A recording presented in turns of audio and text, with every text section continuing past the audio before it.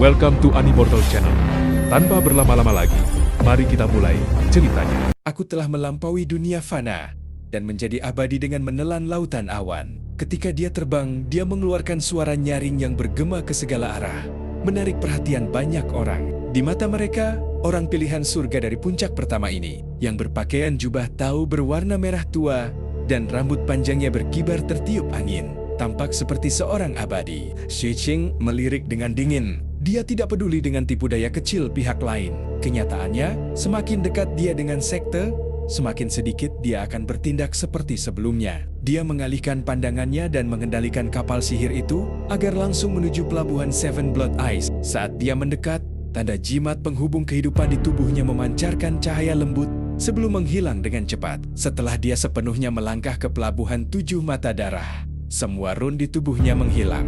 Setelah tiba di pintu masuk gua tempat tinggal, Xu Qing merasakan sekelilingnya dan memastikan bahwa semua yang telah ia atur sebelum pergi adalah normal. Baru kemudian ia membuka pintu masuk gua tempat tinggal dan masuk. Saat pintu tertutup, Xu Qing duduk. Aku perlu melihat berapa banyak batu roh yang kubutuhkan untuk membuka pelabuhan. Lagi pula, memang tidak nyaman untuk tetap berada di gunung. Lebih nyaman untuk tetap berada di kapal ajaib. Setelah Xu Qing merenung, dia melihat jubah tau ungu yang dikenakannya dan teringat pada Zhongshan dan jubah tau abu-abu sang kapten. Dia kemudian membuat beberapa keputusan. Dia menoleh dan melihat lempengan batu giok di tengah gua tempat tinggalnya.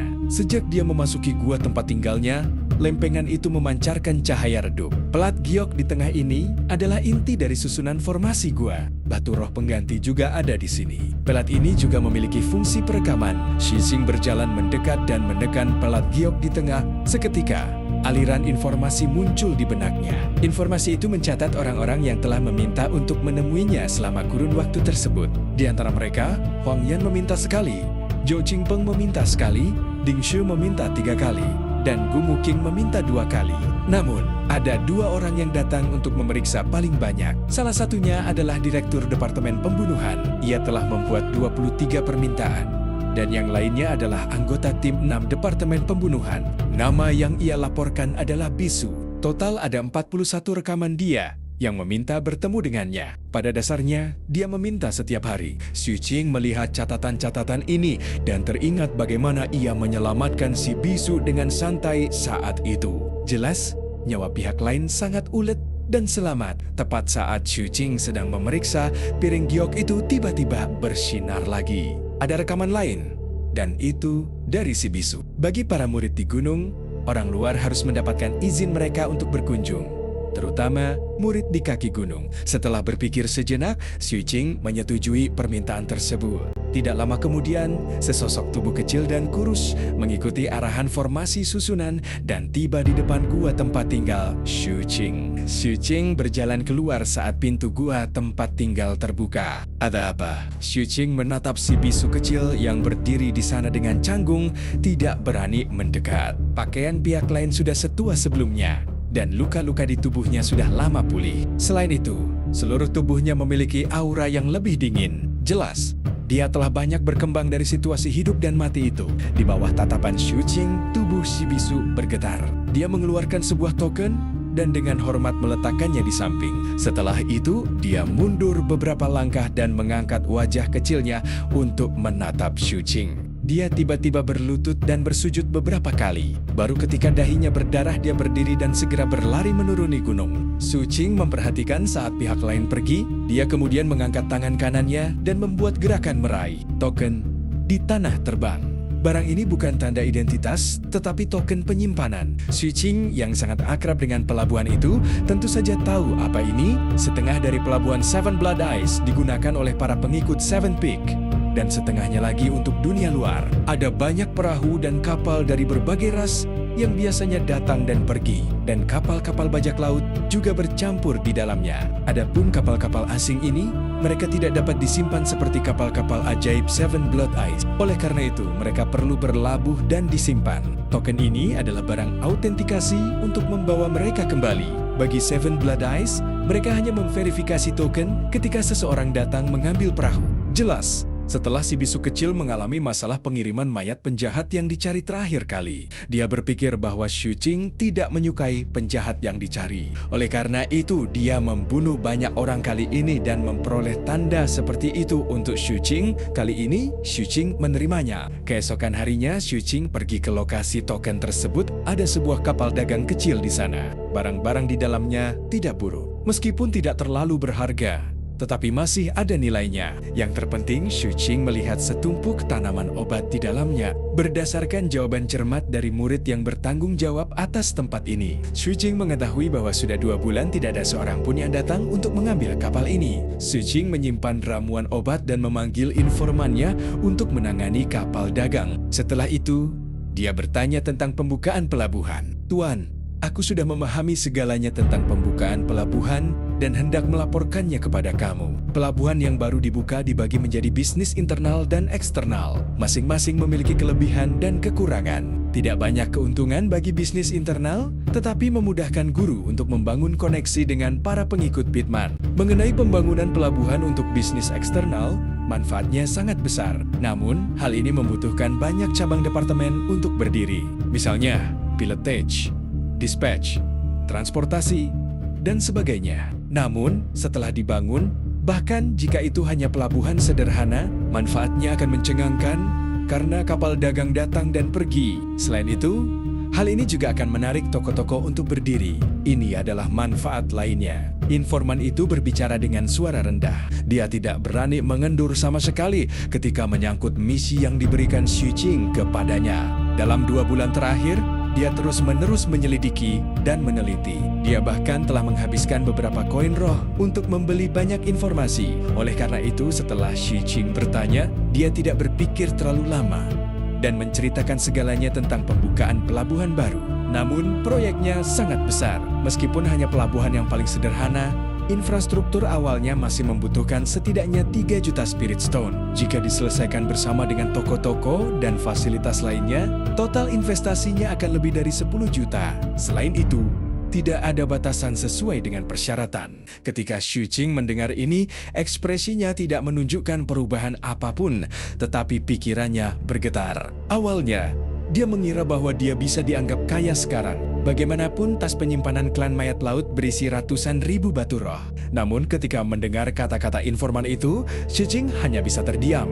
Namun, manfaat akhirnya sungguh mengerikan. Ada batasan jumlah perahu yang dapat ditampung oleh pelabuhan Seven Blood Ice kita. Selama kurun waktu ini, aku mengamati perahu-perahu yang datang dan pergi. 30% perahu yang datang ke Seven Blood Ice harus mengantre di luar untuk masuk setiap hari. Oleh karena itu, begitu pelabuhan baru kita dibangun, tidak akan ada kekurangan kapal dagang yang datang dan pergi. Setelah membandingkan pelabuhan lain, aku hitung bahwa investasi awal akan mencapai sekitar 3 juta batu roh. Kamu dapat menggunakan keuntungannya untuk membangun lebih banyak fasilitas secara perlahan di masa mendatang. Jika semuanya berjalan lancar, kamu akan dapat mencapai titik impas paling lama dalam waktu sekitar 2 tahun. Setelah itu, kamu akan dapat memperoleh kembali modal kamu di tahun ketiga. Di masa mendatang, pendapatan tahunan kamu seharusnya sekitar 3 juta batu roh.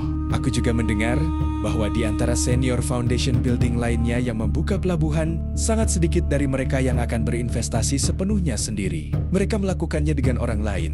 Jadi, jika master memiliki seseorang yang bersedia, kamu dapat berinvestasi bersama.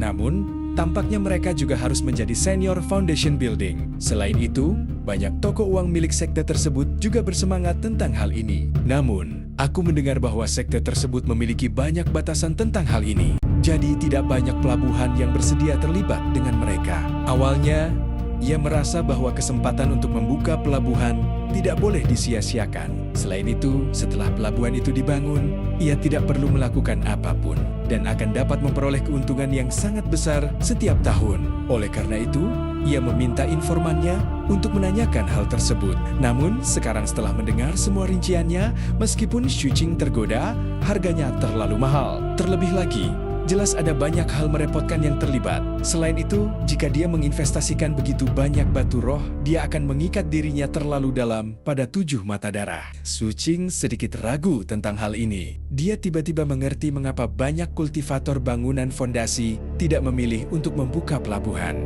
Di satu sisi, mereka akan menciptakan belenggu bagi diri mereka sendiri. Di sisi lain, pengeluarannya sangat besar. Dengan batu roh ini, Xu Jing merasa bahwa dia bisa mengeluarkan misi dan menyuruh orang lain menangkap binatang laut untuknya. Xu Jing sudah sempat berpikir untuk menyerah. Dia membiarkan informan itu pergi. Dia kemudian berganti ke jubah toys abu-abu dan bersiap untuk memperdagangkan material tersebut. Dalam perjalanan pulang ini, dia ingin membeli banyak barang, baik itu tanaman obat atau jimat. Selain itu, dia berencana untuk melihat-lihat artefak sihir yang dijual di sekte tersebut. Artefak sihir sangat mahal dan Xu Jing tidak sanggup menghabiskan batu rohnya untuk benda-benda itu sebelumnya. Sekarang setelah dia punya banyak uang, dia berencana untuk memilih satu. Dia juga sangat tertarik dengan slip jiwa yang dikeluarkan Wu Jianwu dari puncak pertama. Dia akan melihat apakah slip itu dijual. Meskipun efisiensi item ini rata-rata, sangat mudah untuk menyerap jiwa. Ada juga Spirit Breath Lantern. Xu Jing merenung saat berjalan di jalanan. Di balik jubah tahu abu-abunya dan penyembunyian kultivasinya, dia tampak seperti murid biasa. Hanya sesekali 1 atau 2 tatapan dari kerumunan akan tertuju padanya. Orang-orang yang datang adalah semua kultivator Foundation Building yang mengenakan jubah tahu abu-abu seperti Xu Jing ketika mereka merasakan aura satu sama lain. Mereka seringkali langsung mengalihkan pandangan dan tidak saling mengganggu. Begitu saja, Xu Jing tiba di warung sarapan yang biasa ia kunjungi setiap hari. Ia duduk dan menyantap hidangan lezat di bawah sambutan hangat dari pemilik warung. Kali ini, dia makan 4 butir telur. Meskipun ia bisa melewatkan makan selama beberapa hari setelah ia melangkah ke Foundation Building dan memelihara dirinya dengan kekuatan sihir, Xu Jing masih suka makan seperti sebelumnya. Hal ini memberinya rasa puas. Sembari makan, dia mengeluarkan token identitasnya dan mengirimkan suaranya kepada Huang Yan, menanyakan kepadanya tentang tindak lanjut dari masalah keinginannya untuk membeli lentera napas roh. Huang Yan tidak segera membalas. Baru ketika Xu Jing hendak pergi setelah makan, dia menerima pesan dari Huang Yan, "Aku akan membelinya." "Xu Jing, kau sudah kembali? Kau di mana? Aku akan mencarimu." Melihat balasan Huang Yan, mata Xu Jing menunjukkan rasa harap. Ia sedang dalam suasana hati yang sangat baik ketika memikirkan bagaimana ia akan mendapatkan 500.000 batu roh. Setelah memberitahu pihak lain lokasinya, Xu Jing segera melihat Huang Yan berlari dengan tergesa-gesa. Berat badannya tampak bertambah banyak. Lingkaran daging di tubuhnya bertambah beberapa lapis. Melihat Xu Jing, Huang Yan tertawa dan langsung melemparkan segepok tebal tiket roh. Semuanya memiliki nilai nominal 1.000 batu roh dan merupakan tiket roh eksklusif puncak ke-6. Totalnya ada 200 tiket. Waktuku tidak banyak, jadi aku hanya bisa mendapatkan batu-batu roh ini di sini. Bagaimana kalau aku menggunakan artefak sihir untuk mengimbangi sisanya? Saat Huang Yan berbicara, dia mengeluarkan baju besi bagian dalam berwarna hitam dan menyerahkannya kepada Xu Jing. Artefak sihir, Xu Jing mengambil baju besi bagian dalam. Setelah kekuatan sihir mengalir masuk, dia segera merasakan bahwa baju besi bagian dalam itu dipenuhi dengan rune yang tak terhitung jumlahnya, tersusun menurut pola tertentu. Sekilas, mungkin jumlahnya tidak kurang dari ke-100.000 dengan sedikit indera. Xu Jing dapat merasakan bahwa baju besi bagian dalam ini luar biasa. Ini adalah Myriad Rune Armor. Awalnya aku berencana untuk memberikannya kepada senior sister, tetapi kurasa dia lebih suka Spirit Breath Lantern. Aku akan menukar armor ini denganmu. Kamu bisa menjualnya sekitar 300.000 Spirit Stone. Meskipun benda ini hanyalah artefak sihir tingkat rendah, pertahanannya tidak buruk jika kamu memakainya dan bertemu dengan seorang kultivator Foundation Building dalam bentuk Mystic Brilliant. Selama pihak lain belum membentuk bola api kedua, armor tersebut akan mampu memblokir serangan mereka beberapa kali. Huang Yan tampaknya tahu banyak tentang pembentukan fondasi. Jelas, kakak perempuannya telah mengajarinya banyak hal dan tingkat kultivasinya juga telah mencapai titik di mana ia akan segera mencapai terobosan. Xu Jing mengangguk. Setelah menyimpan Myriad Rune Armor, dia mengeluarkan Spirit Breath Lantern dan memberikannya kepada Huang Yan. "Apakah kamu ingin aku mengantarmu ke puncak ke-7? Xu Jing menatap Huang Yan yang sedang bermain dengan lentera nafas roh dan bertanya dengan lembut, "Tidak perlu. Siapa yang berani merebut apa yang ingin kuberikan pada kakak senior?" Huang Yan menepuk perutnya dan dengan senang hati menyimpan lentera napas roh. Tepat saat dia hendak mengeluarkan selembar batu giok dan mengirimkan suaranya kepada kakak senior, dia tiba-tiba teringat sesuatu dan menoleh untuk melirik Xu Jing. Xu Jing masalah perang yang kuceritakan padamu terakhir kali pada dasarnya sudah dikonfirmasi.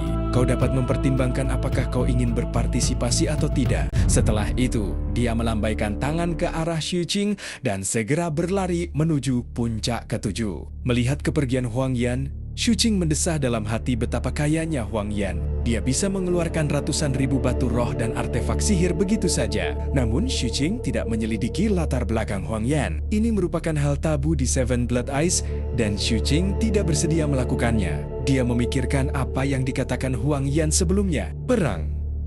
Pikiran terakhir untuk membuka pelabuhan pun terhapus saat itu juga. Ia siap menggunakan hak tersebut untuk memperoleh kepemilikan jalan. Meski manfaatnya tidak banyak, tetapi tetap lebih baik daripada tidak sama sekali. Sambil memikirkan hal itu, Xu Qing berjalan menuju toko yang menjual jimat giok. Sebagian besar toko yang menjual barang-barang untuk para kultivator bangunan pondasi di kota utama berada di distrik Pengming, puncak ke-6. Tidak banyak toko di area pelabuhan, dan karena harganya sangat tinggi, hanya ada sedikit pelanggan di toko-toko tersebut. Kebanyakan dari mereka memiliki kompartemen terpisah untuk menghibur para tamu. Setelah tiba di distrik Pengming, Xu Qing mencari sebentar. Akhirnya, dia memilih sebuah toko bernama Bright Artifact Pavilion dan masuk ke dalamnya. Toko ini dapat dianggap sebagai salah satu toko terbesar di seluruh distrik Pengming, puncak ke-6. Toko ini memiliki total 5 lantai dan luas setiap lantai sekitar 2.000 kaki. Interiornya bahkan lebih mewah. Sepertinya mereka biasanya menerima banyak pelanggan. Jadi ada banyak anggota staf yang tampan dan cantik. Begitu Xu Qing melangkah masuk, dia langsung menarik perhatian banyak pelayan toko. Meskipun Xu Qing mengenakan jubah tau abu-abu, penampilannya sangat luar biasa. Bahkan, di mata para pelayan toko wanita muda, kedatangan Xu Qing tampaknya membuat toko itu menjadi terang benderang sesaat. Belum lagi orang-orang yang berani masuk ke toko mereka bukanlah orang biasa. Paling tidak, mereka semua adalah murid inti. Selain itu, mereka telah menjamu banyak kultivator Foundation Building, jadi mereka tahu betul bahwa sebagian besar kultivator Foundation Building di sekte itu suka mengenakan jubah abu-abu. Banyak staf bergegas menghampirinya untuk menyambutnya. Namun, salah satu dari mereka, seorang gadis muda cantik dengan kuncir kuda ganda, adalah orang pertama yang tiba di depan Xu Qing sebelum orang lain. Kakak senior, panggil saja aku Xiaohui. Aku akan berusaha sebaik mungkin untuk melayanimu. Gadis muda itu menatap wajah Xu Qing dan sedikit tersipu saat berbicara. Pavilion artefak cerah kami terutama menjual peralatan. Lantai pertama menjual jimat, lantai kedua adalah jimat giok, dan lantai ketiga adalah artefak sihir. Kakak senior, apa yang ingin kamu periksa? Aku akan memandu kamu. Xu Qing menyapu pandangannya ke sekeliling dan menyadari bahwa tidak ada pelanggan lain di lantai pertama toko itu selain dirinya. Dia juga melihat bahwa dinding-dinding di sana dipenuhi dengan berbagai macam jimat. Meskipun semuanya tersegel, masih ada fluktuasi kuat yang menyebar. Dan fluktuasi energi dari jimat di lusinan pilar kristal di aula bahkan lebih jelas. Berdasarkan fakta bahwa mereka disimpan secara terpisah, kualitasnya seharusnya jauh lebih baik. Aku ingin memeriksa artefak sihir. Xu Qing mengalihkan pandangannya dan menatap gadis muda yang wajahnya semakin merona. Ketika gadis berkuncir dua itu mendengar ini, matanya makin berbinar. Artefak sihirnya ada di lantai 3. Lewat sini. Senior mendengar Xu Qing ingin membeli artefak ajaib. Gadis muda yang telah menerima banyak kultivator bangunan fondasi dari sekte tersebut segera tahu bahwa pria yang sangat tampan di depannya ini pasti berada di alam bangunan fondasi. Hal ini membuat hatinya bergetar dan cara dia menyapanya pun berubah. Matanya menjadi lebih cerah saat dia memimpin jalan dengan penuh hormat. Pada saat yang sama, di tangga, dia melakukan manuver kecil. Dia tidak meminta Xu Qing untuk pergi terlebih dahulu, tetapi mengambil inisiatif untuk melangkah maju dan memandu jalan. Ini bukan hal yang kasar. Terlebih lagi, saat dia menaiki tangga, lekuk tubuhnya secara tidak sengaja terlihat. Khususnya, bokongnya yang kencang bahkan lebih terlihat, menonjolkan jubahnya dan membentuk buah persik penuh dengan rayuan. Saat kuncirnya bergoyang, itu juga menambahkan sedikit kesan polos. Sayangnya, Xu Qing mengabaikannya. Setelah sampai di lantai 3, gadis muda itu merasa sedikit tertekan. Dia tidak merasakan ada perubahan pada ekspresi Xu Qing, tetapi dia segera mengatur pikirannya. Setelah dia membawa Xu Qing ke sebuah kompartemen, dia dengan hormat bertanya tentang persyaratan Xu Qing. jenis serangan, dan harganya pasti sekitar 300.000 batu roh. Xi Jing berkata dengan tenang. Ketika gadis muda itu mendengar hal ini, dia mengangguk dan pergi. Tak lama kemudian, dia kembali dengan sebuah nampan berisi 3 barang. Yang satu adalah pedang biru kecil dengan jimat yang ditempelkan di atasnya, menyegel 99% aura pedang. Hanya sedikit jejaknya yang bisa dirasakan. Barang kedua adalah kalung dengan 5 mutiara hitam seukuran kuku jari yang tertanam di atasnya. Kalung itu juga disegel dengan jimat. Barang terakhir adalah lonceng merah kecil, pedang gunung dingin. Pedang ini mengandung aura laut terlarang. Selama proses penempaan, pedang ini ditaruh di dasar laut selama 3 tahun, menyebabkan hawa dinginnya menjadi sangat mencengangkan. Pedang ini dapat dikendalikan oleh kekuatan sihir untuk memancarkan udara dingin. Pedang ini sangat cepat dan tajam. 5 manik iblis. Setiap manik disegel dengan untayan aura iblis emas. Setelah dilepaskan, manik itu dapat berubah menjadi hukuman petir logam yang dapat membunuh segalanya. Kecuali jika habis, manik itu tidak akan berhenti. Metodenya adalah dengan memasukkan kekuatan sihir dan mengukir nama target pada manik itu. Yang terakhir adalah Living Soul Bell. Setelah diguncang, itu dapat menyebabkan jiwa musuh bergetar dan terkunci di tempatnya. Namun, itu tidak efektif terhadap entitas aneh dan hanya berguna terhadap kultivator dengan tubuh fisik. Selain itu, artefak ini memiliki kekurangan. Setelah diaktifkan, pengguna juga akan terpengaruh jika mereka memiliki tubuh fisik. Namun, karena itu adalah artefak sihir tipe jiwa yang langka, harganya bahkan lebih tinggi. Pedang gunung dingin, 270.000 batu roh, 5 manik iblis, 300.000 roh, dan lonceng jiwa hidup, 330.000 batu roh. Gadis muda itu berbicara dengan tegas dan kemudian menatap Xu Qing. Pandangan Xu Qing menyapu ketiga benda ini. Di permukaan, dia tampak biasa saja, tetapi di dalam hatinya, dia mendesah melihat betapa mahalnya artefak sihir. Namun, dia tahu bahwa sebelum dia mengaktifkan Mystic Brilliance Force miliknya, artefak sihir akan sangat penting baginya. Terlebih lagi, karena perang akan segera tiba, tentu saja ia harus melakukan persiapan yang matang. Jika tidak, begitu berita perang menyebar, barang-barang itu mungkin akan menjadi lebih mahal. Dia menyukai ketiga artefak ajaib ini, namun dia tidak mampu membeli semuanya. Dia harus membeli jimat giok dan sejumlah besar item rumput beracun. Dia akan mengikatnya ke tongkat besi hitam dan membiarkan leluhur sekte berlian menggunakannya untuk membunuh musuh dari jauh. Leluhur sekte berlian adalah roh artefak dan bukan jiwa dengan tubuh fisik. Jadi dia tidak akan terpengaruh. Ini dia, Xu Qing memegang lonceng jiwa hidup dan berbicara perlahan. Gadis muda itu sedikit bersemangat. Bagaimanapun, penjualan artefak sihir adalah bisnis besar. Dia dengan hormat menangani transaksi untuk Xu Qing dan mengikuti permintaan Xu Qing untuk membawanya ke lantai 2 untuk memeriksa jimat giok. Di sana, Xu Qing membeli 3 jimat giok yang meningkatkan pertahanan dan jimat giok tipe serangan.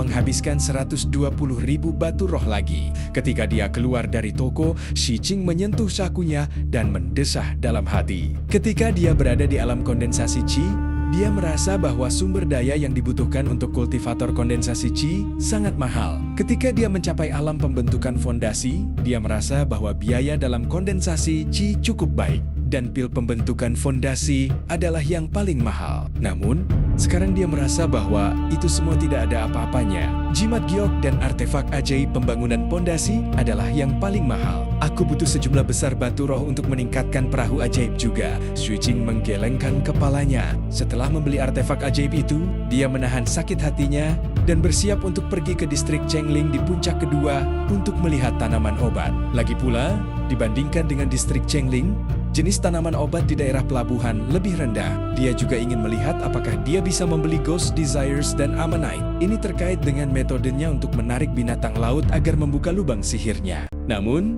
dalam perjalanan ke distrik Chengling di puncak kedua, token identitasnya bergetar. Xu Qing mengeluarkannya dan melihat bahwa Zhongshanlah yang telah mengiriminya transmisi suara. Xu Qing, kamu kembali? Aku kembali kemarin, jawab Xu Qing. Kamu di mana? Bisakah kamu datang ke sini? Atau aku yang ke sana? Ada sesuatu yang penting yang ingin aku bicarakan denganmu. Aku menuju distrik Chengling untuk melihat tanaman obat. Xu Qing sedikit penasaran mengapa Zhongshan mencarinya. Pada saat yang sama, ia teringat catatan pada plat kendali gua tempat tinggalnya, bahwa kapten telah mencoba mengunjunginya berkali-kali. Baiklah, Ada 100 Herb Square di distrik Zhengling. Kita akan bertemu di sana. Transmisi suara berakhir. Xu Qing berjalan menuju distrik Zhengling di puncak kedua. Tidak lama kemudian, ia menemukan alun-alun 100 ramuan yang disebutkan Zhongshan. Toko ini sangat besar dan dapat dianggap sebagai toko terkenal di daerah tersebut. Dari jauh, Xu Qing melihat Zhongshan di luar lapangan 100 ramuan.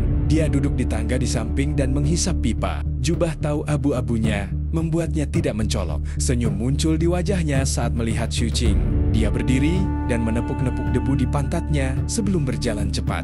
Adik Xu Qing, apakah kapten mencarimu? Zhongshan menarik Xu Qing ke sudut dan bertanya dengan suara rendah. Aku belum melihat kapten sejak aku kembali. Xu Qing merasa sedikit aneh dan melirik Zhongshan. Baguslah.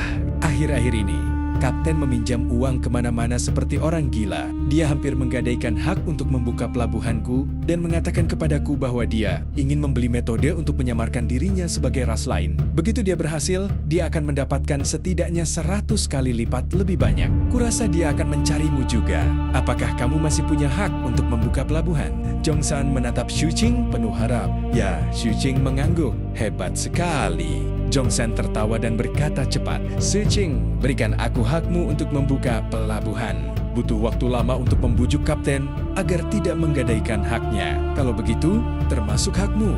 Kita bisa melakukan pekerjaan besar. Aku punya berita akurat bahwa sekte itu akan berperang dengan ras mayat laut. Sebenarnya, banyak orang sudah menduganya. Namun, setiap orang punya pemikiran berbeda saat mendapatkan informasi. Ini terkait dengan situasi. Ada yang berpikir tentang melindungi diri sendiri saat mendengar tentang perang. Ada yang berpikir tentang cara memperoleh poin kontribusi, ada yang ketakutan dan gugup, dan ada yang berpikir tentang menjadi kaya tetapi tidak tahu cara mencapainya. Kebanyakan dari mereka akan berpikir untuk menimbun material.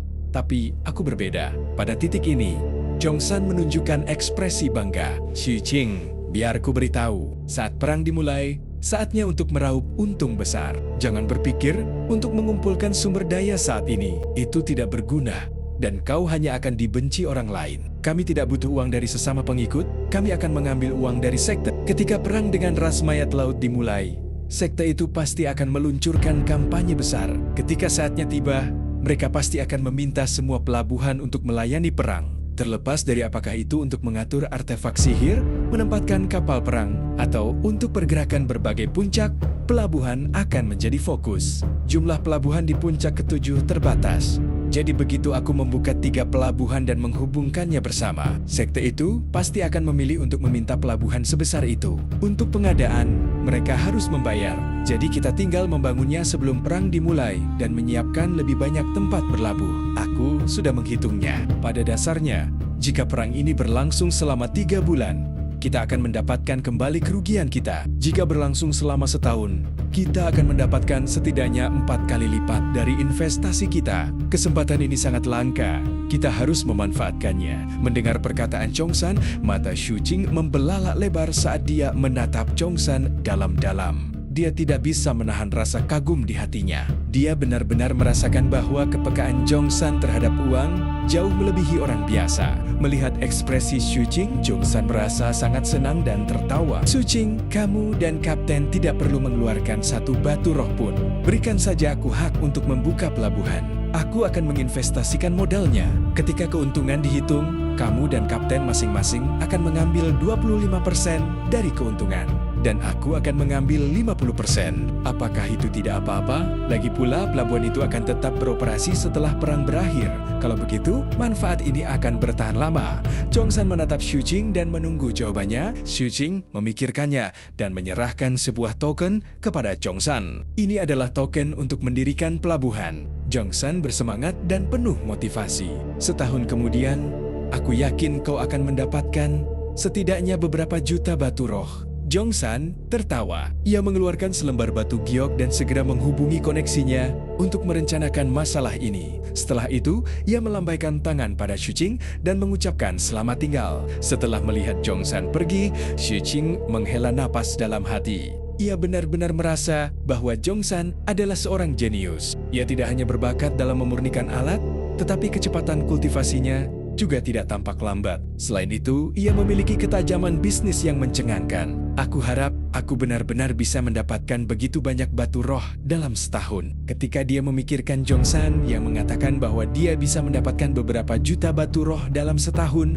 jantung Xu Qing sedikit berdebar kencang. Jumlah keuntungan yang disebutkan Jongsan terlalu besar. Hal ini menarik perhatian Xu Qing yang kantongnya hampir kosong. Beberapa waktu kemudian, Xu Qing menarik napas dalam-dalam dan memasuki lapangan 100 ramuan. Setelah 2 batang dupa habis terbakar, Xu Qing keluar setelah membeli rumput beracun yang dibutuhkannya. Meskipun dia telah menghabiskan banyak batu roh di sini, dia merasa puas. Ada banyak rumput beracun di toko ini, dan kualitasnya bahkan melampaui ramuan obat yang Xu Qing merasa seperti inilah seharusnya toko herbal yang normal. Lagi pula, sebagian besar tumbuhan beracun. Dia membeli banyak rumput beracun yang sebelumnya hanya dia lihat di buku yang ditinggalkan oleh Grandmaster Bei. Sekarang, dia berencana untuk kembali dan mencoba membuat racun baru. Dia hanya merasa sangat disayangkan. Tidak ada Ghost Desire di sini. Namun, pemilik toko menyarankan agar dia memesan barang dengan harga penuh dan datang untuk mengambilnya dalam waktu sekitar 1 bulan. Xu Qing setuju. Aku harus memurnikan racun yang dapat dengan cepat membunuh para kultivator bangunan fondasi, terutama ras mayat laut. Xu Qing melayang ke udara dan langsung menuju ke gua tempat tinggal puncak ke-7. Waktu terus berlalu. Saat Xu Qing memurnikan racun dan berkultivasi di gua tempat tinggalnya, setengah bulan berlalu dengan sangat cepat. Sebuah berita dengan cepat menyebar di sekte tersebut, menarik perhatian semua orang. Bahkan suasana seluruh Seven Blood Eyes terasa menindas di bawah penyebaran berita ini. Ras Sea Corps dan Seven Blood Eyes mungkin akan memulai perang habis-habisan. Berita ini menyebar ke seluruh 7 mata darah bagaikan badai, menarik perhatian banyak sekali kultivator, baik di gunung maupun di kaki gunung. Meskipun kultivator tingkat tinggi merupakan kekuatan utama dalam peperangan, masih banyak hal di medan perang yang masih memerlukan kultivator kondensasi Qi untuk melakukannya. Misalnya, menyiapkan formasi susunan, logistik, transportasi, dan berbagai tugas perang lainnya.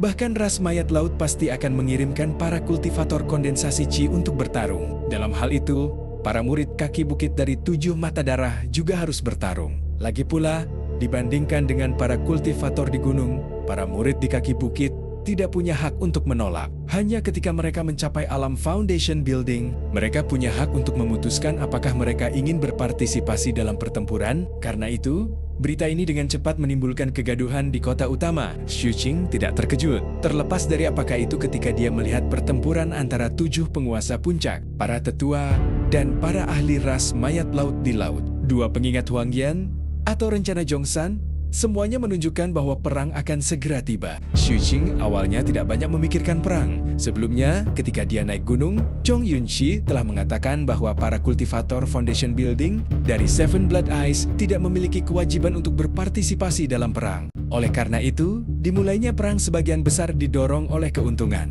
Namun, setelah mengolah seni pemakan jiwa api jahat, pikiran Xu Qing sedikit berubah. Pada kenyataannya, semua kultivator bangunan fondasi yang mengolah seni pemakan jiwa api jahat menghargai perang. Memakan jiwa adalah hal yang paling mudah dalam peperangan. Selama kultivator dapat bertahan hidup, mereka akan dapat membuka banyak lubang sihir. Itu karena pembunuhan di medan perang akan sangat sering terjadi dan akan lebih mudah melahap jiwa dalam pertempuran yang kacau. Selain itu, jiwa ras mayat laut memiliki efek ajaib pada seni melahap jiwa api jahat. Hal ini menggoda Xu Qing, terutama karena dia telah merasakan manisnya jiwa ras mayat laut. Saat ini, dia telah membuka 20 lubang sihir dan hanya tinggal 10 lagi untuk membentuk bola api kehidupan pertama.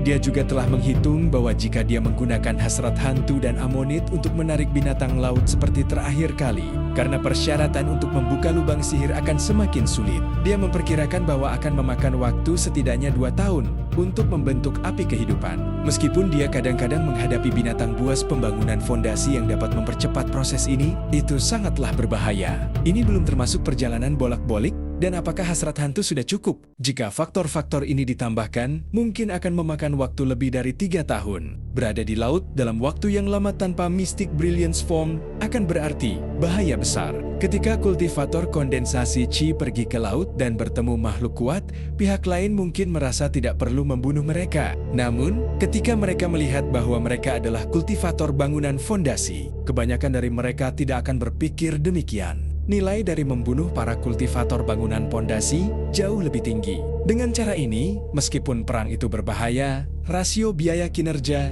jauh lebih tinggi. Ketika berita tentang perang ini menyebar, Jongsan sangat memperhatikan ketiga pelabuhan mereka dan tidak menunda prosesnya. Di bawah serangan sejumlah besar batu roh, dia tidak hanya memilih area untuk membangun pelabuhan, tetapi dia juga mempekerjakan ribuan murid Pitman dari puncak ke-6 dan puluhan ribu tukang. Pembangunan telah dimulai. Dengan banyaknya orang yang terlibat, pelabuhan mengalami perubahan baru setiap hari. Pada saat yang sama, rencana komersialisasi pelabuhan sedang berlangsung. Sebagai wakil direktur Departemen Transportasi, Jongsan menggunakan wewenangnya untuk membangun cabang besar di sini yang khusus melayani pelabuhan baru. Kaptennya juga sama. Meskipun dia bukan anggota sekte, dia juga mengatur agar divisi hitam pindah ke pelabuhan baru sebagai cabang dari Departemen Pembunuhan. Selain itu, setelah Huang Yan mendengar dari beberapa sumber yang tidak diketahui bahwa Xu Qing memiliki saham di sini, ia mengatur agar Departemen Pemandu datang dan membangun cabang di sini. Gu Muking diam-diam membeli toko yang sangat besar di sini untuk membuka toko obat lainnya. Adapun pemilik toko di puncak ke-6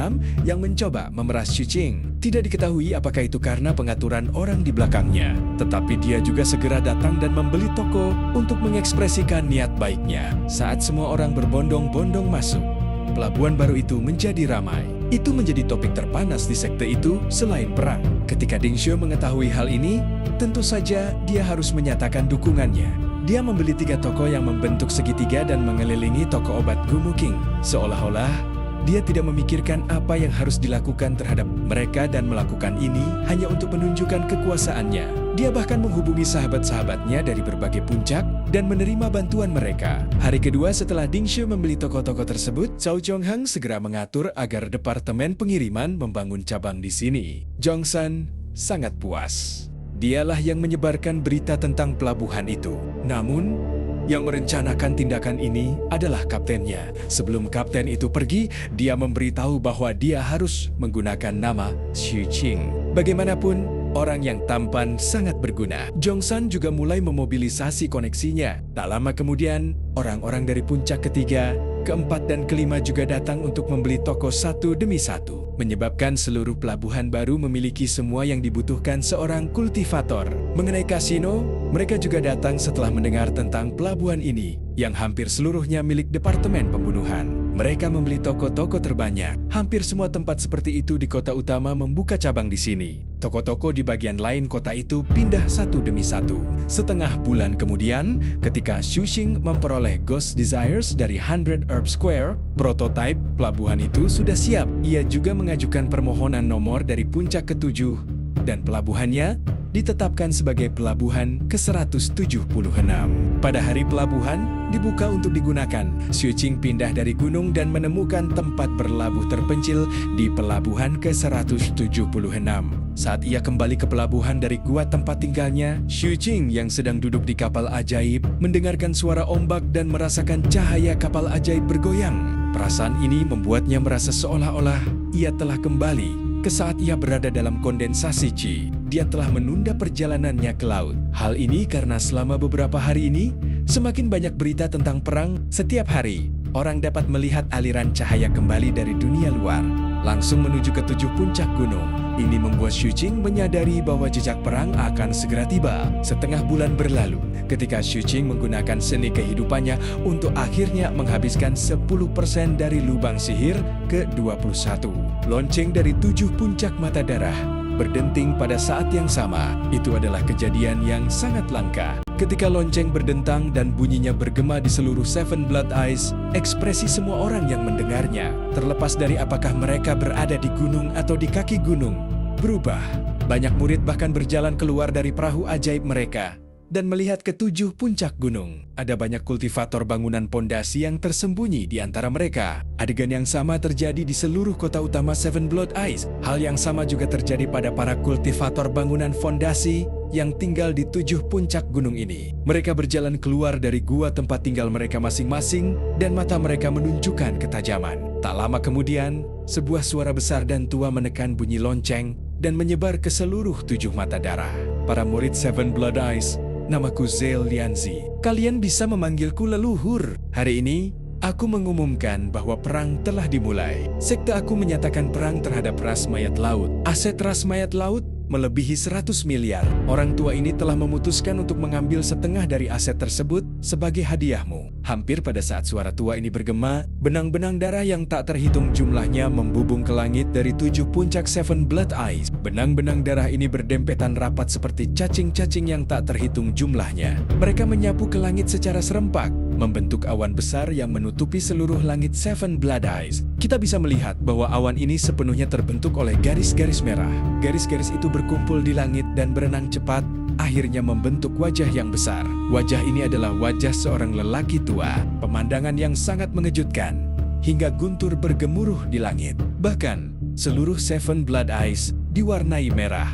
Orang bisa samar-samar merasakan maksud dari Flame Phoenix yang dilihat Xu Qing saat itu. Dari jauh, dunia ini tampak seperti telah berubah menjadi wilayah kekuasaan setan. Pada saat yang sama, ki pedang yang mengerikan meletus dari mata darah besar puncak pertama 7 mata darah, dan langsung menuju ke langit, berubah menjadi pedang berwarna darah.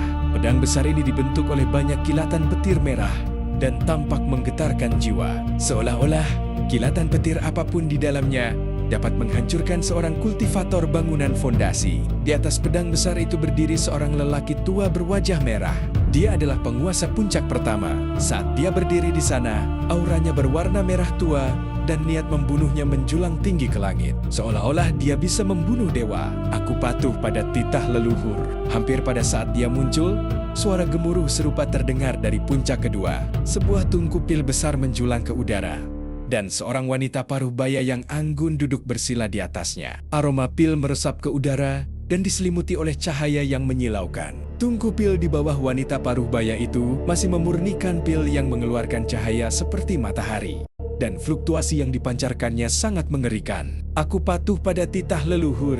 Berikutnya adalah puncak ketiga. Seorang pria paruh baya yang tampak seperti seorang sarjana berjalan keluar. Di bawah kakinya ada bola kabut kuning. Saat kabut itu berputar, ia memancarkan aura aneh yang mengerikan. Ada juga banyak sosok ilusi yang samar-samar terlihat di sekitarnya, seperti hantu. Pikiran Xu Qing bergetar saat melihat mereka. Perasaan yang mereka berikan padanya sangat mirip dengan wanita berpakaian putih tanpa wajah di kota yang hancur. Seolah-olah mereka berasal dari sumber yang sama. Mereka semua adalah entitas yang aneh. Aku patuh pada titah leluhur. Setelah berjalan keluar, sarjana paruh baya itu berbicara dengan tenang. Setelah itu, seseorang berjalan keluar dari puncak keempat. Orang ini adalah seorang pria kekar. Saat ia muncul, orang dapat melihat dengan jelas sebuah rantai di tubuhnya. Salah satu ujung rantai berada di tangannya, dan ujung lainnya memiliki bola mata yang besar. Begitu bola mata itu muncul, niat ilahi meledak dengan dahsyat. Meskipun perasaan yang diberikannya kepada Xu Qing tidak sekuat Binding, itu tetaplah makhluk ilahi. Adapun puncak kelima dan puncak keenam, tidak ada seorang pun yang muncul. Akhirnya tibalah puncak ketujuh. Saat gunung puncak ketujuh bergemuruh, sosok tuan tua ketujuh melangkah keluar. Ia melangkah ke langit selangkah demi selangkah. Tampak sangat biasa. Di antara semua orang di langit, ia tampak paling tidak mengesankan. Dari kejauhan, dia tampak seperti orang biasa tanpa kultivasi sama sekali. Namun kemunculannya segera menyebabkan para penguasa puncak lainnya selain penguasa puncak-puncak pertama menundukkan kepala untuk menunjukkan rasa hormat mereka. Aku patuh pada titah leluhur. Tuan tua ketujuh tiba di udara dan menangkupkan tinjunya serta membungkuk kepada leluhur langit. Tatapan leluhur Xu Lianzi langsung tertuju pada tuan tua ketujuh. Dia menunjukkan sedikit keterkejutan sebelum tertawa terbahak-bahak. Little Seven, daumu benar-benar bangkit tanpa suara. Kau akan segera menerobos. Hebat. Tuan tua ketujuh tersenyum mendengar pujian Xu Lianzi, tetapi tidak berbicara. Dia hanya menangkupkan tinjunya dan membungkuk lagi. Leluhur yang digambarkan oleh garis-garis darah di langit itu tersenyum dan mengalihkan pandangannya ke arah kota utama Seven Blood Eyes. Dengan kultivasinya, ia tampaknya mampu menangkap semua murid di kota itu dalam benaknya. Suaranya bagaikan guntur, meledak kata demi kata. Dalam pertempuran ini, para penguasa puncak dan para tetua harus berpartisipasi. Namun, pembentukan fondasi dan kondensasi Qi tidak memiliki kewajiban seperti itu. Orang tua ini tahu bahwa kalian semua bekerja keras dan mempertaruhkan nyawa untuk membuat kemajuan. Meskipun sekte membantu selama periode ini, itu tidak banyak. Karena itu, perang ini tidak wajib bagi kalian. Mereka yang bersedia berpartisipasi akan diberi hadiah. Seluruh misi pertempuran akan dilakukan secara sukarela. Siapa di antara kalian, murid Seven Blood Eyes, yang bersedia berpartisipasi dalam pertempuran ini? Begitu leluhur selesai berbicara, token identitas semua kultivator di tingkat kelima kondensasi Qi dan di atasnya dari 7 mata darah langsung bergetar. Banyak hal mengenai manfaat berpartisipasi dalam pertempuran tercetak di token mereka. Semua kultivator langsung tahu tentang hadiah setelah mengambil token mereka. Beberapa mata mereka bahkan menunjukkan ketajaman dan hasrat setelah memeriksanya. Tak lama kemudian, banyak suara menjawab dari kota utama dan puncak gunung. Murid bersedia berpartisipasi dalam pertempuran. Murid bersedia berpartisipasi dalam pertempuran. Saat suara partisipasi terdengar satu demi satu, sejumlah tokoh terbang ke udara dari kota utama dan 7 puncak gunung dan berdiri dengan hormat. Xu Qing mengangkat kepalanya dan melihat semuanya. Dia kemudian mengeluarkan token identitasnya dan memeriksa informasi di dalamnya. Para peserta akan diberi hadiah sesuai dengan basis kultivasi mereka. Gelombang hadiah pertama akan segera dibagikan. 500 batu roh untuk tingkat kelima kondensasi Qi, hingga 3.000 batu roh untuk alam kondensasi Qi sempurna, 100.000 batu roh untuk alam bangunan fondasi hingga 500.000 batu roh untuk alam bangunan fondasi sempurna. Jika kamu setuju untuk berpartisipasi dalam perang, kamu akan segera diberi hadiah.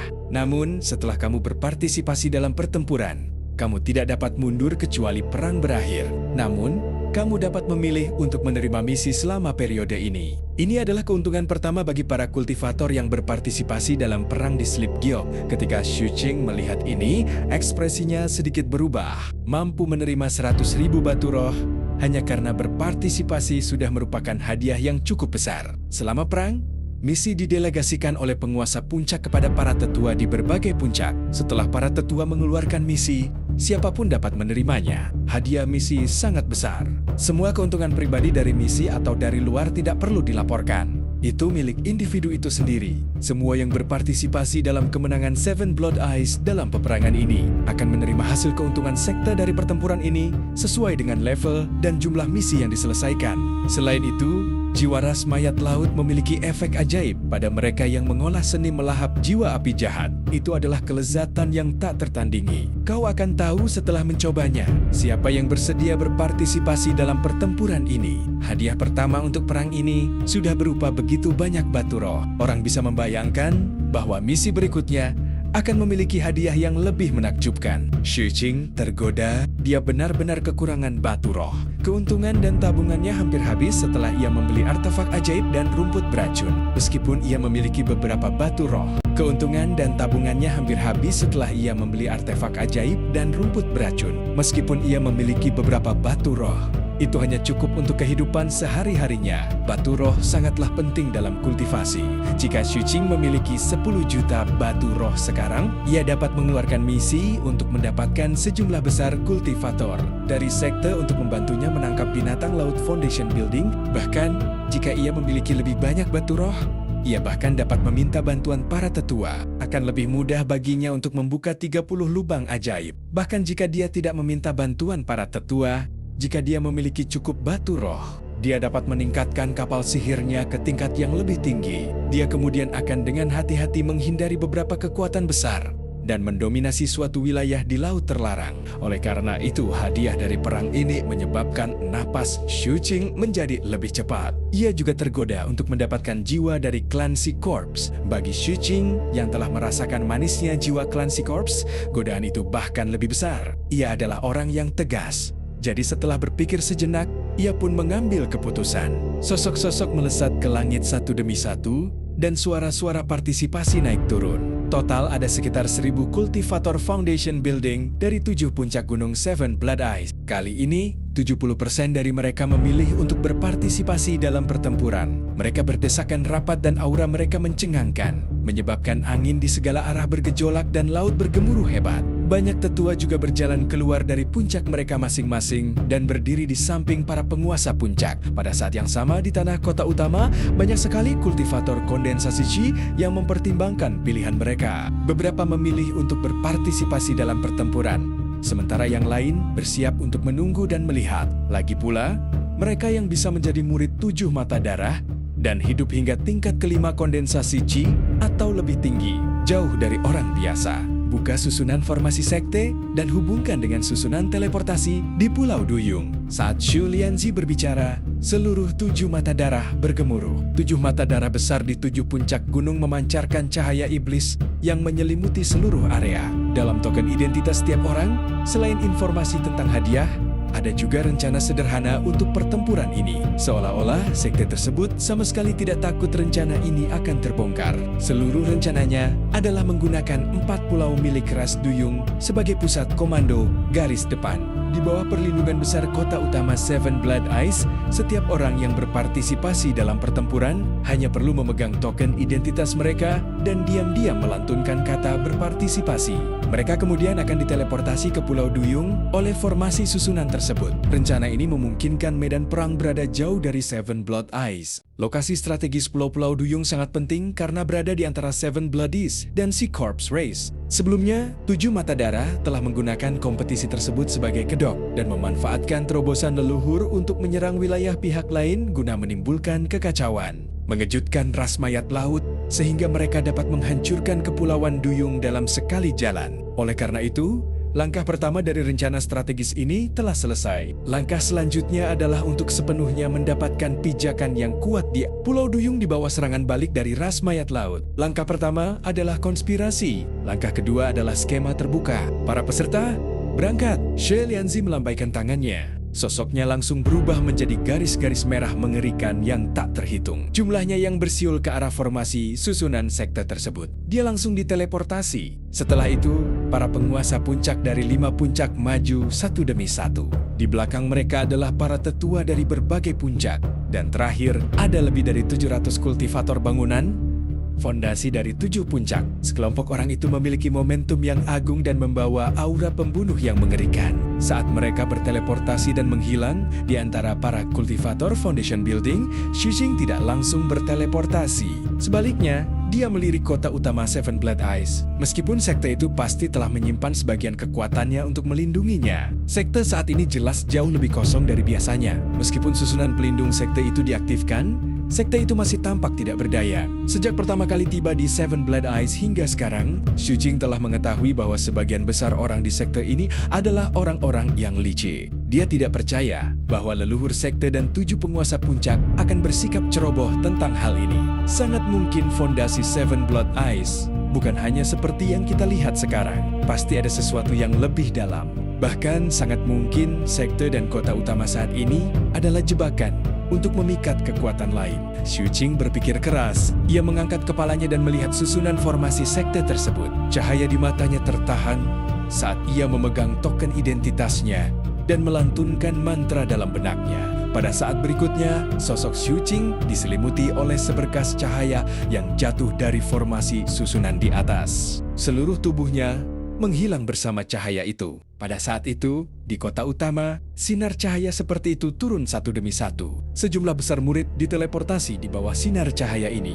Orang bisa membayangkan bahwa sinar cahaya seperti itu akan terus turun dalam beberapa hari mendatang. Di Laut Terlarang, tempat keempat Pulau Duyung berada, langit juga diselimuti oleh cahaya formasi susunan kota utama 7 mata darah yang menyelimuti keempat pulau. Selain pertahanannya sendiri, formasi susunan di sini jelas disinkronkan dengan kota utama Seven Blood Eyes. Formasi susunan ini memungkinkan para pengikut untuk berteleportasi secara instan. Di luar keempat pulau ini, angin dan kilat menyambar-nyambar dan guntur bergemuruh tanpa henti. Seolah-olah makhluk-makhluk kuat sedang bertarung. Daerah yang lebih jauh tertutup oleh kabut dan gelombang yang bergulung-gulung. Suara pertempuran dapat terdengar jelas dari balik kabut. Orang bisa samar-samar melihat bahwa orang-orang yang melawan ras mayat laut sebagian besar adalah manusia Duyung. Jelas, setelah ditindas, ras Duyung telah memilih untuk tunduk sepenuhnya dan diatur untuk menjadi umpan meriam. Namun, pertempuran ini tidak terlihat sengit. Sioliala itu adalah hal yang biasa. Di keempat pulau, banyak sekali bangunan yang dibangun yang berbeda dari milik ras Duyung. Itu adalah menara yang tinggi. Setiap menara tinggi bersinar dengan kilat biru yang mengalir ke segala arah dan terhubung ke menara tinggi lainnya, menyebabkan keempat pulau tampak terhubung menjadi satu. Ada juga artefak sihir berskala besar yang tak terhitung jumlahnya yang dipasang di keempat pulau itu. Dari waktu ke waktu, mereka akan bergemuruh dan mengaktifkan deretan mantra menakjubkan yang mendarat di medan perang yang jauh. Formasi susunan memenuhi keempat pulau. Setiap beberapa tarikan napas, bayangan run susunan akan terbentuk di langit dan dengan cepat menyatu ke area di sekitarnya untuk memperkuat formasi susunan di sini. Banyak rumah sederhana dibuka di pulau tersembunyi. Sejumlah besar zat anomali diekstraksi dan diubah menjadi ular berkepala. 9 yang tampaknya telah dikendalikan untuk bertarung demi 7 mata darah. Hal yang sama juga terjadi di pulau-pulau lainnya. Setelah Seven Blood Ice merusak gunung berapi di Pulau Mayer, gunung berapi itu kini meletus. Setiap kali meletus, tanah akan bergetar dan kekuatan mengerikan akan mengalir ke segala arah. Lebih dari separuh pulau Image telah berubah menjadi kolam pedang. Pedang-pedang terbang direndam di dalamnya, seolah-olah sedang dirawat. Jelas, ini adalah metode puncak pertama. Begitu digunakan, kekuatan mereka pasti akan mengguncang dunia. Perubahan terbesar terjadi di Pulau Binding. Sebuah mata telah ditanam di pulau ini. Ukuran mata ini sebanding dengan 70% pulau. Setelah diperiksa lebih dekat, itu persis sama dengan mata darah milik 7 mata darah. Dalam sekejap mata, informasi dikirimkan ke token identitas semua kultivator di keempat pulau. Ketika Xu Qing tiba, dia berada di udara di atas Pulau Mayer. Begitu dia muncul, dia melihat 4 pulau milik keras duyung yang telah berubah drastis. Pikiran Xu Qing terguncang saat dia melihat ke kejauhan. Dia melihat Julian Zi dan 5 penguasa puncak berdiri di udara di atas Pulau Binding. Ada pula 2 penguasa puncak lainnya yang membungkuk memberi salam kepada leluhur tua itu dan tampak melaporkan sesuatu. Salah satu dari mereka adalah seorang wanita tua. Dia melangkah di atas formasi susunan yang luas, yang tampaknya tumpang tindih dengan puluhan ribu formasi susunan. Yang satunya adalah seorang lelaki tua dengan ekspresi muram. Dia tidak menunjukkan rasa bermartabat apapun, tetapi dipenuhi dengan kepahitan. Seolah-olah ada kesengsaraan pahit di hatinya yang tidak dapat diatasi. Dia memegang labu anggur di tangannya dan minum sambil berjalan di langit. Mereka adalah penguasa puncak kelima dan keenam. Melihat pulau-pulau itu, Xu Qing tiba-tiba mengerti mengapa penguasa puncak kelima dan keenam tidak muncul di sekte tersebut. Perubahan pada keempat pulau tersebut adalah susunan kedua puncaknya. Tepat pada saat ini, gunung berapi di Pulau Mayer bergemuruh dan meletus satu demi satu. Abu hitam pekat bergulung ke segala arah dan ditumpahkan ke medan perang ras mayat laut oleh kekuatan formasi susunan 7 mata darah. Namun beberapa dari mereka masih mendarat di Pulau Mayer seperti kepingan salju hitam. Tanah terus bergetar dan suara gemuruh yang mengalahkan semua suara muncul dari waktu ke waktu. Xu Qing tidak berani tinggal lama di langit. Ia langsung menuju tanah. Saat mendarat, ia melihat banyak murid Seven Blood Ice dari berbagai puncak gunung yang sibuk. Setiap orang punya target. Ada yang membangun formasi susunan, ada yang bekerja sama dalam pemeliharaan artefak sihir, dan ada yang bergegas menuju susunan teleportasi yang terhubung ke medan perang yang jauh. Di udara, sosok-sosok kultivator bangunan fondasi bersiul lewat. Diiringi gelombang cahaya, orang-orang baru terus berdatangan ke 4 pulau. Token identitas Xu Qing terus bergetar. Informasi tentang misi mengalir keluar seperti air terjun. Sambil tetap waspada terhadap sekelilingnya, Xu Qing mengeluarkan tokennya dan segera memeriksanya. Satu misi demi satu misi muncul di token. Beberapa menghilang begitu muncul. Jelas, misi-misi itu telah diambil oleh seseorang. Sebagian besar misi itu adalah misi yang membutuhkan banyak orang untuk menyelesaikannya. Misi-misi itu menunjukkan jumlah peserta yang dibutuhkan. Dan begitu misi itu terisi, misi itu akan menghilang. Perawatan artefak sihir di Pulau Binding. Butuh 30 murid puncak ke-6 di tingkat kelima kondensasi Qi ke atas. Dan 3 kultivator bangunan fondasi. 50.000 batu roh akan didistribusikan sesuai dengan kontribusi dan tingkat kultivasi. Dibutuhkan 60 murid kondensasi Qi dan 2 murid pembentukan fondasi di pulau. Citra untuk memelihara artefak sihir bagi murid puncak pertama. Total hadiahnya adalah 70.000 batu roh. Diperlukan 300 spesialis formasi susunan. Total hadiahnya adalah 60.000 batu roh. Butuh 10 kultivator kondensasi Qi untuk menerima tubuh aneh ini. 1000 batu roh sehari. Di antara banyaknya informasi misi, ada satu yang paling atas, itu adalah misi perang. Misi perang jangka panjang menuju medan perang di luar pulau dan membunuh para kultivator ras mayat laut. Terlepas dari tingkat kultivasi, bunuh 10.000 dari mereka dan dapatkan kesempatan pembentukan inti. Ketika Xu Qing melihat misi ini, hatinya bergetar. Hadiahnya sangat besar. Orang bisa membayangkan bahwa kesempatan pembentukan inti pasti akan membuat banyak kultivator bangunan fondasi iri. Tepat saat Xu Qing terus-menerus membolak-balik informasi misi, sebuah misi berwarna darah tiba-tiba muncul di antara banyak misi. Setiap kata di dalamnya berwarna darah. Butuh 10 murid Foundation Building yang dapat mengaktifkan Mystic Brilliance Form untuk menyeberangi medan perang dan menuju pulau ketiga di luar wilayah Sea Corps Race. Rincian spesifiknya akan diatur oleh para tetua. Misi ini sangat berbahaya. Jika kamu menghadapi bahaya Golden Core, peserta akan diberi hadiah masing-masing 8 juta Spirit Stone. Saat Xu Qing melihat misi berwarna darah ini, dia terguncang oleh hadiahnya. Napasnya menjadi tergesa-gesa. Namun, jelas bahwa bahaya misi ini sangat besar dan peluang untuk selamat sangat kecil. Namun, pada saat berikutnya, jumlah peserta misi telah terpenuhi. Misi tersebut langsung menghilang dari daftar yang sangat banyak. Xu Qing terdiam. Ia teringat perkataan Zhong Yunxi hari itu. Dalam peperangan sekte, mengusir para pengikut dengan keuntungan. Kedua belah pihak bersedia menerima ini. Aku perlu menerima misi. Tak lama kemudian, Xu Qing mulai mencari misi yang cocok. Hadiah untuk kondensasi Qi biasanya tidak banyak dan sebagian besar dibagikan oleh banyak orang. Sebagian besar hadiah untuk misi membangun fondasi mengharuskan seseorang memiliki bentuk kecemerlangan mistik. Kultivasi Xu Qing membuatnya tidak mungkin menerima misi semacam itu.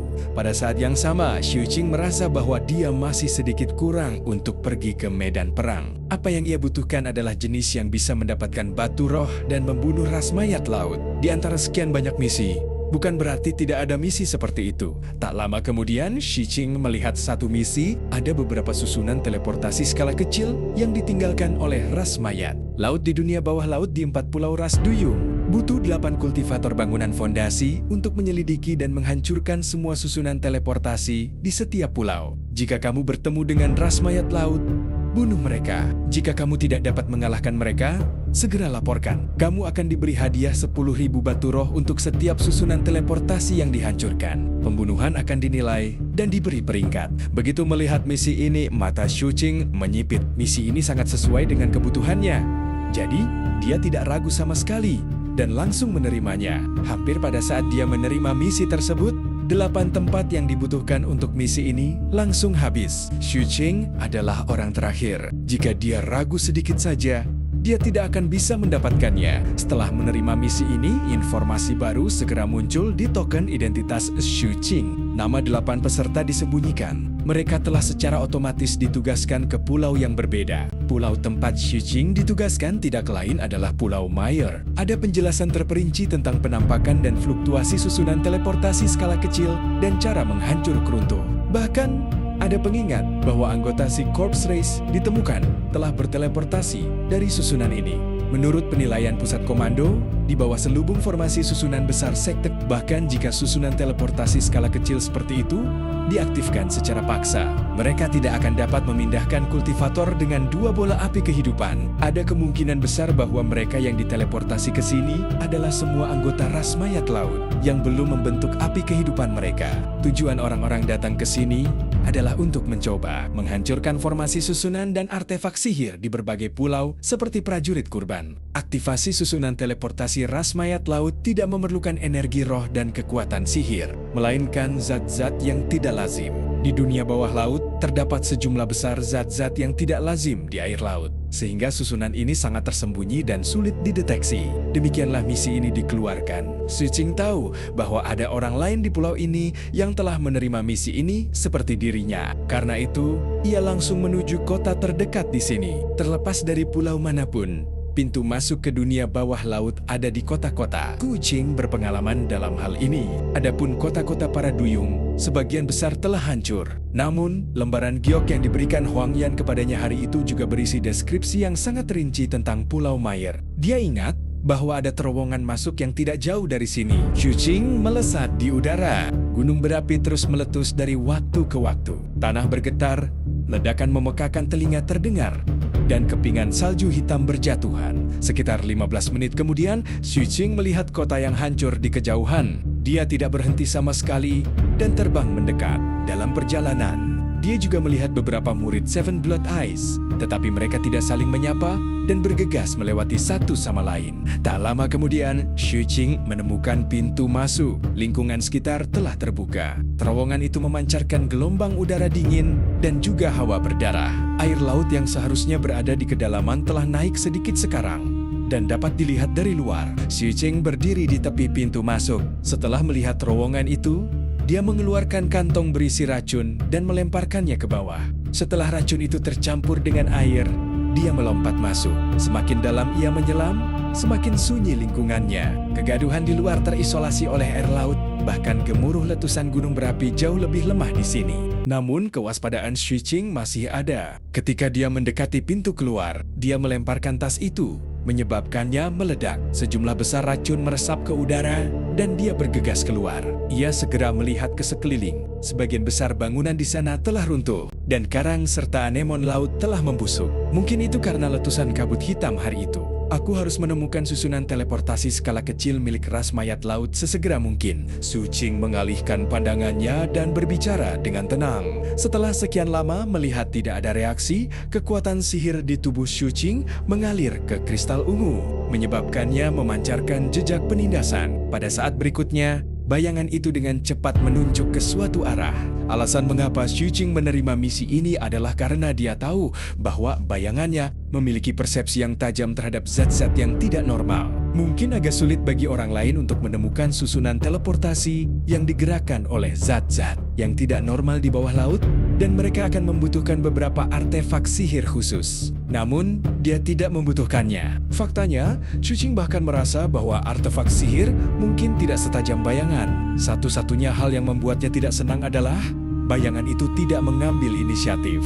Oleh karena itu, dia berbicara perlahan. Periode pemeriksaan kamu akan dikurangi 10 hari. Bayangan itu bergetar saat ia dengan cepat menyelidiki sekelilingnya. Suara samar leluhur sekte berlian terdengar dari tongkat besi hitam itu. Guru, jangan marah.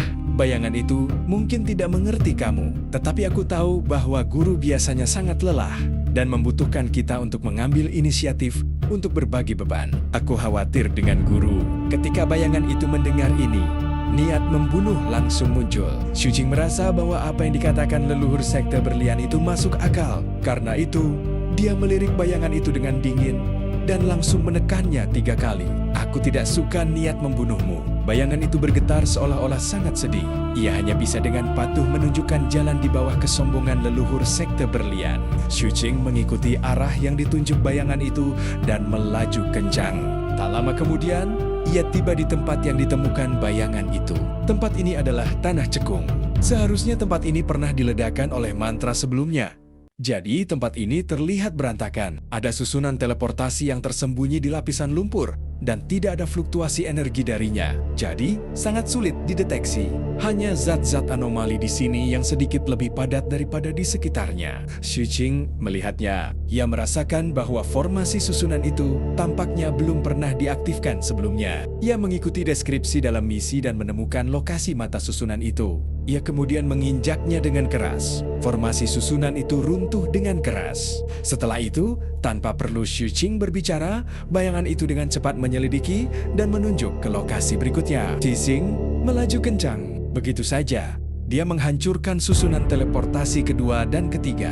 Di area dengan susunan teleportasi keempat, dia hendak menghancurkannya ketika susunan itu benar-benar bersinar. Xu Qing mengeluarkan teriakan pelan karena terkejut dan segera merasakannya dengan saksama. Tak lama kemudian, ia merasakan sedikit aura foundation building dari kedipan formasi susunan. Seseorang tampaknya sedang berteleportasi dari ujung lain formasi susunan. Dalam persepsi Xu Qing, aura ini tidak terlalu kuat. Aura ini tampaknya belum mencapai kondisi api kehidupan. Jadi, dia tidak menghancurkan formasi susunan tersebut. Sebaliknya, dia segera mengeluarkan bubuk racun dan menggunakan kecepatan tercepat untuk menyebarkannya ke seluruh susunan teleportasi. Dalam rentang waktu lebih dari 10 napas, Xu Qing melepaskan lebih dari 100 jenis racun sekaligus. Saat racun-racun itu menyelimuti formasi susunan, tongkat besi hitam itu terbang keluar dan bersembunyi di samping. Ada juga lonceng yang diikatkan pada tongkat besi ini. Ketika seseorang yang memiliki daging dan darah menggunakan lonceng ini, jiwanya akan terpengaruh. Namun, roh artefak tidak akan terpengaruh. Jadi Xu Qing mengikat lonceng tersebut ke tongkat besi. Adapun leluhur sekte berlian di tongkat besi, dia jelas sangat gembira. Seolah-olah dia merasa sudah saatnya dia tampil lagi. Bayangan itu juga gelisah dan menyebar. Tidak mau kalah. Setelah bersiap untuk menerkam dalam sekejap, Xu Qing mengeluarkan kapal ajaib untuk berjaga-jaga. Dia mundur beberapa langkah dan berjongkok. Kilatan dingin melintas di matanya dan api hitam di tubuhnya bangkit, berubah menjadi belati di tangannya. Itu akan segera datang. Begitu Xu Qing bergumam dalam hati, cahaya susunan teleportasi berkedip-kedip. Di tengah-tengah zat-zat anomali yang padat, sosok anggota ras mayat laut perlahan-lahan muncul. Dan cerita pun berakhir. Sampai jumpa di episode berikutnya. Jika kalian suka dengan video ini, bantu like, share, dan subscribe ya guys.